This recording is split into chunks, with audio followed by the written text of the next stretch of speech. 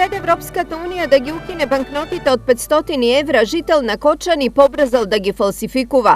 Во намерата да се стекне со нелегална добивка, тој не бил воопшто скромен, па се фатил за најголемата европска банкнота. За среќа парата полицијата ја пронашла пред тој да ја пушти во оптек и тоа откако кај него дома влегла да бара петарди. Претресот на виделина извадил 184 распрскувачки материјали, но и лажни 500 евра сокриени во нив. Пронајденото е запленето, а против кочанецот се поднесени 2 кривични пријави.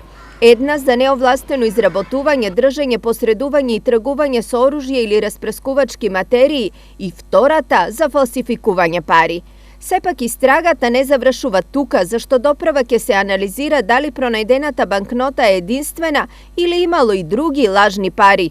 Доколку одговорот е да, тогаш истрагата ќе оди во насока на собирање докази за тоа колку банкноти се пуштени во оптек и каде.